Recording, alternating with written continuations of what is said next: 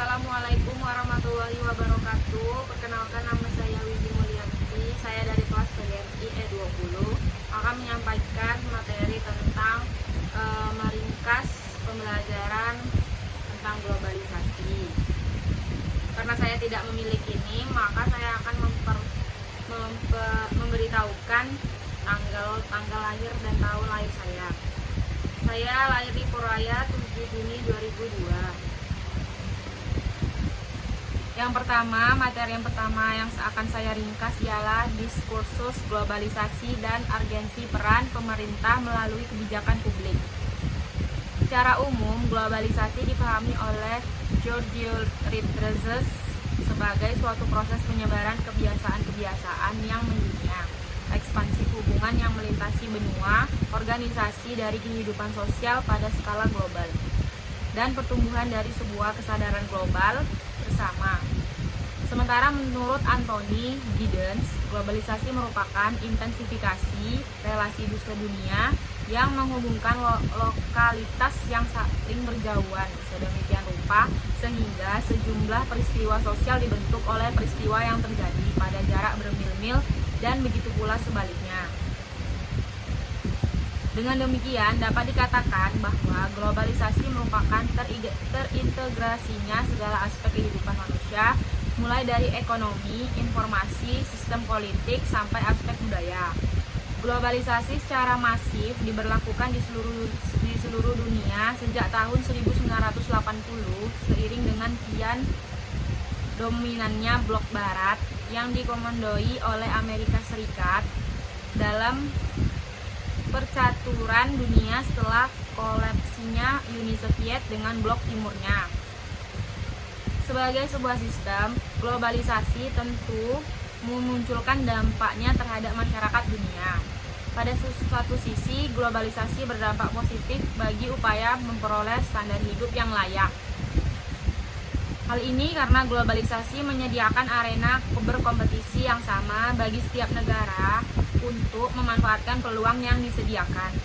Fenomena kesuksesan Tiongkok dan India yang memanfaatkan kesempatan-kesempatan yang disediakan globalisasi sehingga perekonomiannya mengalami peningkatan, bahkan kemudian menjadi dua kekuatan baru ekonomi dunia layak dikemukakan sebagai contoh.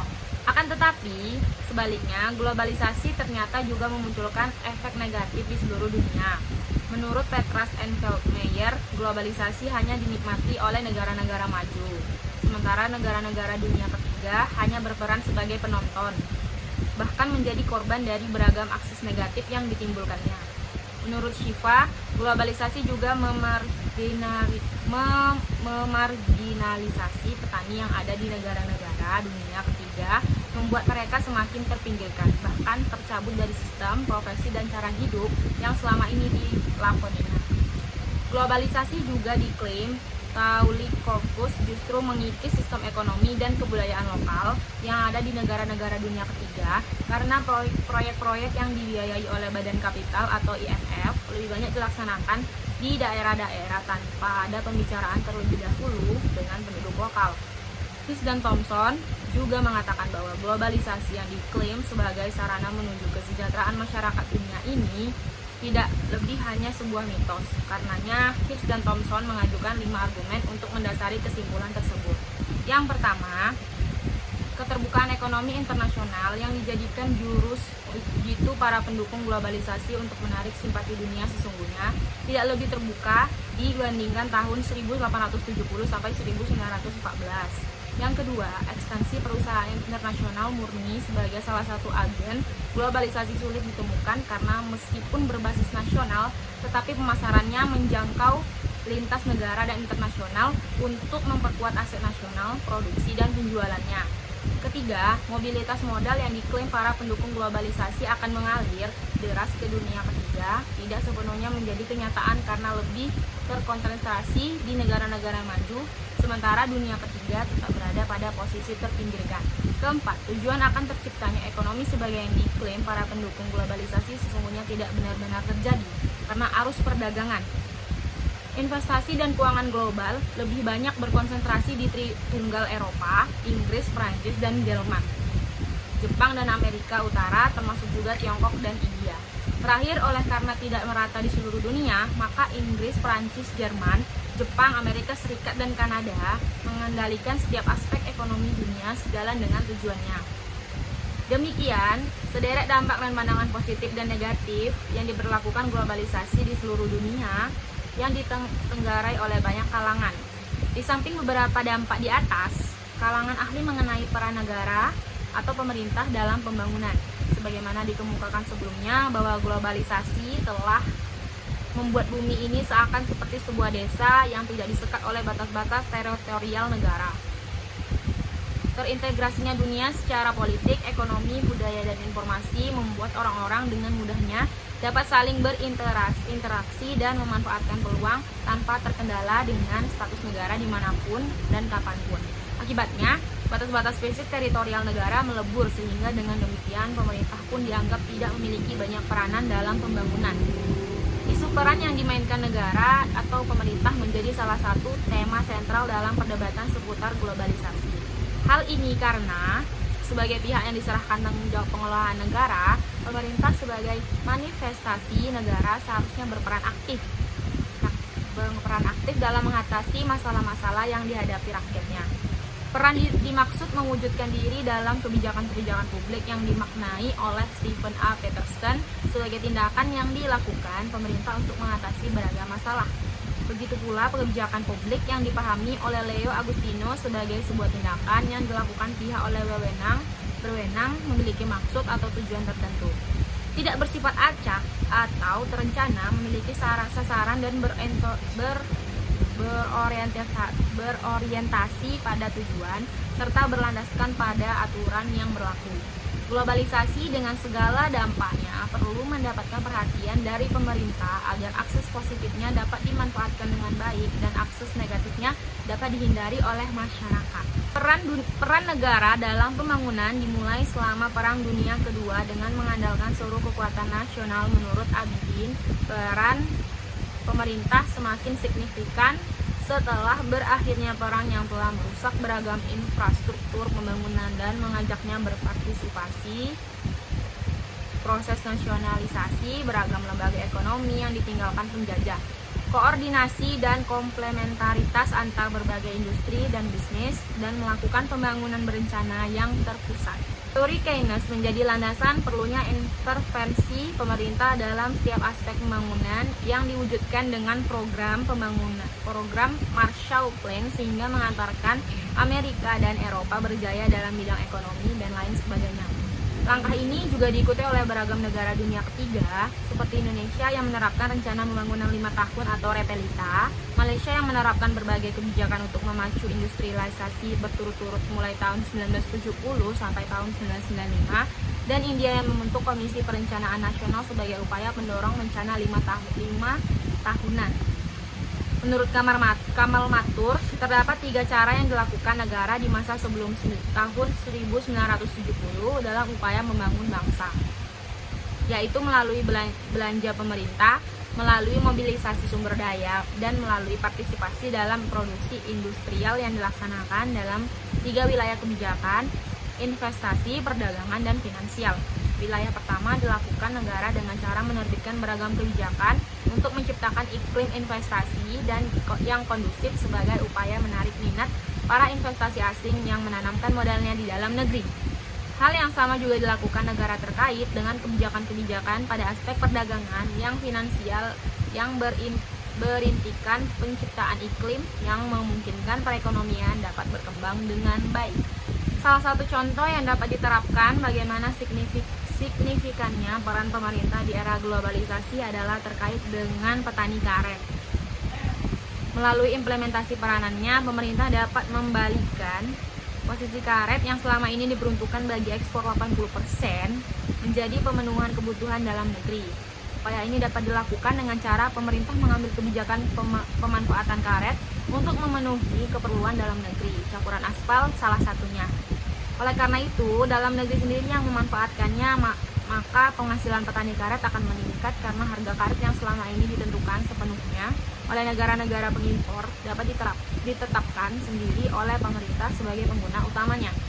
Contoh lainnya adalah kebijakan-kebijakan pembangunan berbasis potensial lokal yang diterapkan oleh pemerintah Kabupaten Maringin seperti pengembangan wisata alam, revitalisasi lubuk larangan, dan lain sebagainya, atau kebijakan-kebijakan berbasis potensi dan kebutuhan masyarakat perkotaan yang diterapkan oleh pemerintah Kota Jambi melalui Kampung Bantar dan lain sebagainya. Baiklah, saya akan melanjutkan materi yang kedua, itu mengenai problematika pendidikan di era globalisasi. Kegiatan pendidikan dimanapun selalu berlangsung dalam suatu lingkungan tertentu, baik lingkungan yang berhubungan dengan ruang maupun waktu. Istilah lingkungan dalam arti yang umum adalah sekitar kita. Dalam hubungannya dengan kegiatan pendidikan, lingkungan dapat diartikan sebagai segala sesuatu yang berada di luar diri anak dalam alam semesta ini. Lingkungan dapat berupa hal-hal yang dapat diamati seperti tumbuh-tumbuhan, binatang, orang-orang, dan sebagainya. Tetapi dapat pula lingkungan itu sebagai suatu hal di luar anak yang tidak ditangkap oleh indera kita karena sifatnya abstrak seperti situasi ekonomi, politik, sosial, kepercayaan, adat istiadat, kebudayaan, dan sebagainya. Salah satu cara untuk mengatasinya adalah dengan lingkungan memberikan pengaruh yang besar kepada perkembangan anak didik, dan hal ini tidak sulit bagi kita untuk mencari contoh-contoh. Lingkungan dapat diartikan sebagai lingkungan yang tidak sengaja tersebut besar juga kepada perkembangan anak didik. Masalahnya adalah bahwa justru anak didik lebih tertarik untuk mengikuti pengaruh-pengaruh yang dengan sengaja diberikan oleh pendidik dalam situasi kegiatan pendidikan. Ini memang merupakan masalah yang harus diatasi.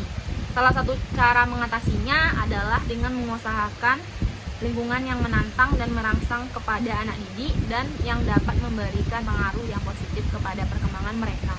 Misalnya kita mengusahakan adanya buku-buku bacaan yang baik untuk perkembangan segi-segi kejiwaannya, minat, intelek, akal, apresiasi, dan sebagainya. Kita sendiri hendaknya menjadi suatu lingkungan yang positif kepada mereka.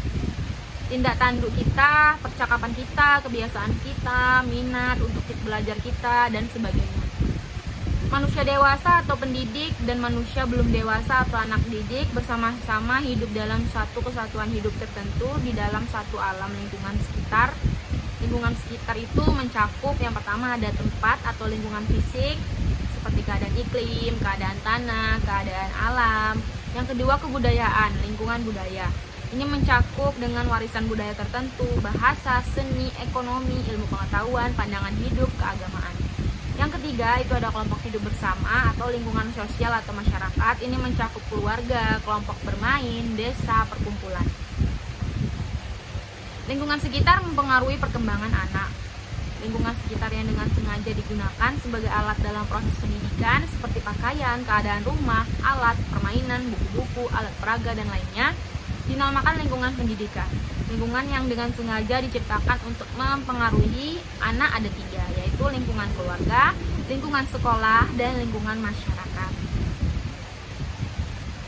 Menurut definisi yang luas ini, ternyata bahwa di dalam lingkungan kita atau di sekitar kita tidak hanya terdapat sejumlah faktor pada suatu saat, tetapi terdapat pula faktor-faktor lain yang banyak sekali yang secara potensial sanggup atau dapat mempengaruhi perkembangan dan tingkah laku kita. Akan tetapi lingkungan kita yang aktual hanyalah faktor-faktor dalam dunia sekeliling kita yang benar-benar secara langsung mempengaruhi pertumbuhan dan tingkah laku kita. Pada prinsipnya lingkungan itu menjadi tiga bagian sebagai berikut. Yang pertama lingkungan alam atau luar, external or physical environment, ialah segala sesuatu yang ada di dalam dunia ini yang bukan manusia seperti rumah, tumbuh-tumbuhan, air, iklim, dan hewan. Yang kedua, lingkungan dalam atau internal environment ialah segala sesuatu yang telah termasuk ke dalam diri kita yang dapat mempengaruhi pertumbuhan fisik kita. Yang ketiga, lingkungan sosial atau social environment ialah semua orang atau manusia lain yang kita terima secara langsung dan ada yang tidak langsung. Dengan adanya pembagian tugas seperti ini, masalah pendidikan sepertinya sebenarnya menjadi tanggung jawab semua pihak. Orang tua, pendidik, dan masyarakat. Pendidikan moral seperti agama, budi pekerti, etika, dan sejenisnya menjadi tugas dan tanggung jawab orang tua. Pendidikan keterampilan seperti kursus komputer, bahasa asing, menjahit, dan sebagainya menjadi tugas dan tanggung jawab masyarakat dan lembaga kursus. Sedangkan pendidikan iptek, ilmu pengetahuan dan teknologi, menjadi tugas dan tanggung jawab para pendidik atau guru di sekolah. Tapi karena tidak setiap keluarga mampu memberikan pendidikan yang dimaksud dalam keluarga, maka sekolah sering merasa perlu untuk memberikan tanggung jawabnya untuk mengembangkan seluruh kemampuan siswa. Sehingga sekolah sering memberikan muatan-muatan yang dapat bermanfaat bagi siswa, bukan kognitif saja.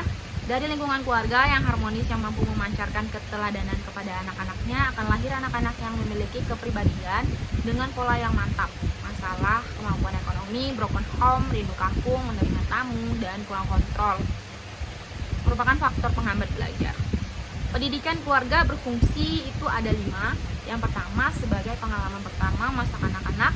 Yang kedua, menjamin kehidupan emosional anak. Yang ketiga, menanamkan dasar pendidikan moral.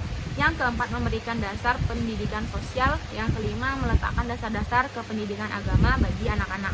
Fungsi pendidikan berdasarkan asas-asas tanggung jawab yang meliputi ada 3. Yang pertama, tanggung jawab formal, kelambangan sesuai dengan fungsi dan tujuan yang ditetapkan menurut ketentuan-ketentuan yang berlaku. Dalam hal ini Undang-Undang Pendidikan UU SPN nomor 2 tahun 1989. Yang kedua, tanggung jawab keilmuan berdasarkan bentuk, isi, tujuan, dan tingkat kependidikan yang dipercayakan kepadanya oleh masyarakat dan bangsa.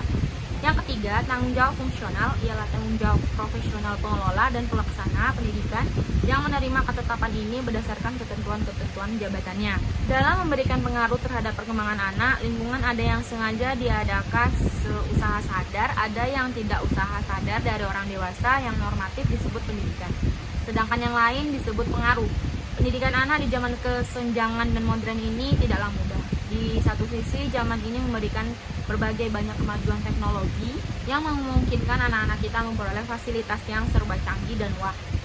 Anak-anak sekarang sejak dini sudah mengenal HP, kamera, dan berbagai peralatan yang amat jauh dengan zaman aku si anak singkong. Kemajuan yang demikian cepat juga ditengarai membawa dampak negatif seperti tersedianya informasi negatif melalui media massa yang sulit untuk dihindari, misalnya porno, kekerasan, konsumerisme, tahayul, klinik, dan kemusyrikan melalui berbagai media informasi seperti internet, handphone, majalah, televisi, dan juga DVD. Jika dalam lingkungan keluarga anak mengalami hambatan pendidikan seperti perhatian orang tua terhadap anak, kurang sosial ekonomi, kurang dukung, kasih sayang kurang, tidak ada rasa aman dalam keluarga, kepercayaan orang tua terhadap anak kurang, inisiatif dan kreativitas anak tidak bisa dikembangkan, dan figur orang tua tidak bisa membangkitkan semangat bagi anak. Maka pendidikan di lingkungan keluarga yang berfungsi untuk memberikan dasar dan menumbuh kekembangan anak sebagai makhluk individu sosial, susila, dan religius tidak terwujud. Apabila nilai yang dikembangkan oleh anak berbeda atau bertentangan dengan nilai adat yang ada di masyarakat, maka akan timbul konflik nilai. Kalau terjadi hal yang demikian, biasanya anak akan mengalami kesulitan dalam menyesuaikan diri terhadap lingkungan. Dalam suatu sekolah dapat dikatakan sebagai sekolah yang memiliki tempat strategis dengan lingkungan kondusif bila memenuhi beberapa syarat. Yang pertama, lingkungan fisik meliputi di dalam kelas maupun di luar kelas. Yang kedua, lingkungan sosial. Ada 2 cara menggunakan lingkungan sebagai sumber pengajaran belajar. Yang pertama, membawa peserta didik dalam lingkungan dan masyarakat untuk keperluan pelajaran. Yang kedua, membawa sumber-sumber dari masyarakat ke dalam kelas pengajaran untuk kepentingan untuk kepentingan pelajaran. Usaha-usaha lain yang dapat dilakukan untuk melaksanakan prinsip lingkungan diantaranya memberi pengetahuan tentang lingkungan peserta didik, mengusahakan agar alat yang digunakan berasal dari lingkungan. Nomor 3, memberi kesempatan kepada peserta didik untuk melaksanakan penyelidikan sesuai dengan kemampuannya. Untuk mencapai suatu tujuan pendidikan tidak bisa terlepas dari faktor-faktor yang saling berkaitan satu sama lain. Salah satunya adalah faktor lingkungan, di mana lingkungan sendiri masih saling memberi pengaruh antara satu dengan lainnya. Lingkungan keluarga yang merupakan tempat pertama anak mendapat pendidikan diharapkan dapat membentuk aspek efektif, sikap mental dan moral. Lingkungan sekolah diharapkan dapat membentuk aspek kognitif atau intelektual. Dan lingkungan masyarakat diharapkan dapat membentuk aspek psikomotik, skill atau keterampilan anak. Maka ketiga aspek tersebut ada dalam lingkungan pendidikan informal, formal, dan non formal, yaitu lingkungan keluarga, sekolah, dan masyarakat. Sekian dari saya, kurang lebihnya saya mohon maaf. Wassalamualaikum warahmatullahi wabarakatuh.